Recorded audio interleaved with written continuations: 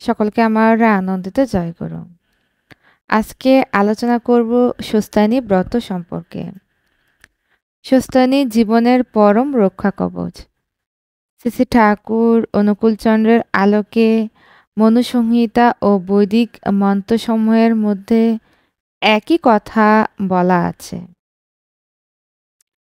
সবার আগে জানা দরকার সুস্তানি কি। শ্রী শ্রী ঠাকুর অনুকূলচন্দ্র বললেন, শারীরিক, মানসিক ও আধ্যাত্মিক এই ৩ ধরনের স্বাস্থ্য সুস্থ রাখতে যা যা করা লাগে তাই সুস্তায়নী। সুস্তায়নী ব্রতধারী মানে আমি বুঝি সে ঈশ্বরের মানুষ, ধর্মের মানুষ, কৃষ্টির মানুষ। তাই তার স্পর্শে অন্যরাও উৎসবমুখী হয়ে ওঠে, জীবন বৃদ্ধিমুখী হয়ে ওঠে। সুস্তানি নামের মধ্যে নিহিত রয়েছে তার উদ্দেশ্য। সুযোগ অস্তি যোগ অয়নী, স্বস্তায়নী। সু অর্থ সুস্থ, সুন্দর। অস্তি অর্থ সত্তা, অস্তিত্ব। অয়ন অর্থ গমন, পথ। অয়নী যে পথে নিয়ে যায়, অর্থাৎ সুস্তায়নী হলো এমন এক জীবনব্রত যা মানুষকে সুন্দরভাবে সত্তায় স্থাপন করে এবং উত্তরণ পথে চালিত করে। এটি নিছক উপোস নয়। উপবাস অর্থাৎ ইষ্ট সান্নিধ্যে ইষ্টের নিকট নামময়তার সাথে বাস করা। এ এক সার্বিক জীবনচর্যা যা শারীরিক, মানসিক, আধ্যাত্মিক ও সামাজিক উৎকর্ষে সহায়ক। নবাগত সৎসঙ্গী বললেন, বৈষ্ণবের চরণামৃত খেলে অনেক আপদ বিপদ সারে। শ্রী শ্রী ঠাকুর স্পষ্ট করে বললেন, চরণামৃত মানে মূর্তির পা ধোয়া জল নয়। চরণামৃত মানে পরমপিতা প্রদত্ত নীতিবিধি লালন পালন ও চলনই চরণামৃত। সূত্র আলোচনা প্রসঙ্গ ১০ম খণ্ড।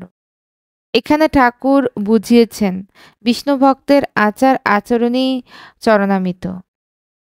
সুস্তায়নী মানেই হল নীতিগত সাধনা, ইষ্টস্বার্থ নিবেদিত প্রাণে চর্যাচরণ। শ্রী শ্রী ঠাকুর ৫টি মৌল নীতি দিয়ে এই ব্রতকে গঠন করেছেন। প্রথমটি হলো শরীরকে শ্রীবিগ্রহ জ্ঞানে রক্ষা করা, নিজ দেহকে মন্দির জ্ঞান করে পরিপাটি ও সুস্থ রাখা। দ্বিতীয়টি হলো প্রবৃত্তিকে ইষ্টস্বার্থে নিয়োজিত করা, মন প্রবৃত্তিকে ইষ্টের দিকে ঘুরিয়ে দেওয়া। চিন্তা ভাবনা বাস্তব ক্রিয়ার রূপান্তর, যা কল্যাণকর মনে হয় তা বাস্তবে প্রয়োগ করা। পাড়াপড়শির উন্নয়নে ইষ্টভাব প্রতিষ্ঠা, সমাজে ইষ্টানুগ চেতনার বিকাশ ঘটানো। ৫ নম্বরটা হলো প্রতিদিন ইষ্টে অর্ঘ্য নিবেদন, নিজের উপার্জন থেকে ইষ্ট অর্ঘ্য নিবেদনে ও জমা রেখে ইষ্টত্ব সম্পত্তি সৃষ্টি। এগুলোই হলো প্রত্যেকটির অর্থ এই। প্রতি মাসে স্বদক্ষিণা সহ মাসিক অর্ঘ্য পাঠানো, চিরকাল ইষ্টস্থানে জীবনভর নিষ্ঠা সহ সুস্তায়নী পালন না করলে কি হয় এবার শুনুন। বিপদ এলেই সুস্তায়নী ছেড়ে দিলে তো গ্রহের কবলে পুরোপুরি পড়ে যাব, জাহান্নামের পথ পরিষ্কার হবে। দেবাসুর সংগ্রামে তখন আর দেবপক্ষ থাকবে না। শ্রী শ্রী ঠাকুর আলোচনা প্রসঙ্গ ৩য় খণ্ড। সুতরাং দুদিনেও এ ব্রতকে আঁকড়ে ধরে রাখতে হবে। সুস্তায়নীর সূচনা মন্ত্র, সুস্তায়নম তু তে কুর্যু বিপ্রা ব্রহ্ম বিত্তমা, যেন পাপ ম পাপক্রান্তম শুদ্ধং সদ্ভাবতা শরীরম। অর্থ ব্রহ্মজ্ঞ বিপ্রগণ যেন তোমার জন্য সুস্তায়ন যজ্ঞ সম্পাদন করেন, যাতে তোমার শরীর পাপ থেকে মুক্ত হয়ে পবিত্র হয়ে ওঠে। এই রূপে শুদ্ধ ব্যক্তি ধর্মমার্গ অবলম্বন করে বহু জন্মের পাপ মোচন করে মৃত্যুর পর পরম গতি লাভ করেন। শাস্ত্রবিধি অনুসারে সুস্তায়নাদি দৈব আচরণ করে তপস্যা ও জ্ঞানচর্চায় নিয়োজিত থাকে, ইন্দ্রিয় জয় করে এবং শান্তচিত্ত হয়, সে যেন সর্বদা ব্রহ্মকে স্মরণ করে, অপবিত্র বিষয়ে বর্জন করে, প্রাণীদের প্রতি অহিংস হয় এবং পবিত্র জীবন চরণে রত থাকে। ঋগ্বেদ, মনুসংহিতা, যজুর্বেদ সহ আরও অনেক গ্রন্থে স্বস্তায়নীর কথা খুবই গুরুত্বপূর্ণ সহকারে লেখা আছে। সর্বদিক থেকে শুভ চিন্তা ও দেবাসুর যে বুদ্ধির আহ্বান, তারপর প্রকৃতি, বায়ু, ঔষধি, দেবশক্তির সহানুভূতি কামনা এবং দীপ্তি ও জ্ঞান শক্তির আহ্বান, এ সবগুলো মিলেই এ স্বস্তায়নের কথা বলা রয়েছে। এজন্যই শ্রী শ্রী ঠাকুর অনুস্মৃতিতে বাণী দিলেন, স্বস্তায়নী মুক্তি আনে রাষ্ট্রসহ প্রতিজনে।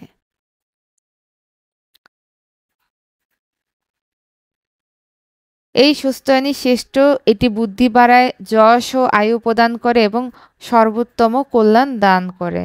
শ্রী শ্রী ঠাকুর সুস্তায়নীকে একটি সর্বশ্রেষ্ঠ ব্রত বলেছেন।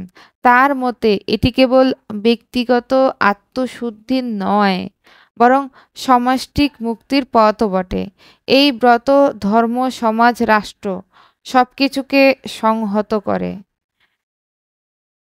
ইষ্টনিষ্ঠা, ঈশ্বরস্মরণ, সদাচার, স্বস্তায়নী ব্রতধারীর ইষ্টে নিবেদিত ফুল জল, গ্রহদোষ খণ্ডন ও আত্মনিয়ন্ত্রণই প্রকৃত রক্ষাকবচ।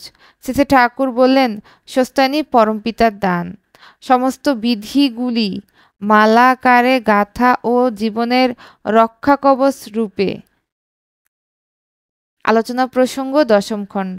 এটি পুরাণ বা তাত্ত্বিক জীবনধারা নয়, ব্যবহারিক সাধনা ও নিত্য ব্রতচর্যার একটি পথ, যেখানে সুচিতা, নিয়মিত ইষ্টচিন্তা ও কর্ম আচরণই মূল চাবিকাঠি।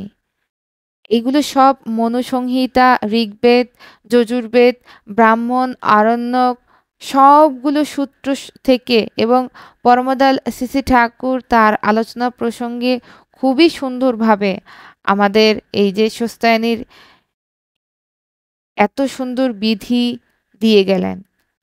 উক্ত আলোচনাটি করলেন পরিমল চন্দ্র দাস সৎসঙ্গী। পরিশেষে প্রত্যেকের উদ্দেশ্যে বলতে চাই, ইষ্ট অনুষ্ঠানে অনুরক্ত থাকুন, স্বস্তায়নী ব্রতধারী হয়ে উঠুন, নিজে বাঁচুন, অপরকে বাঁচান। সকলকে আমার আনন্দিত জয়গুরু।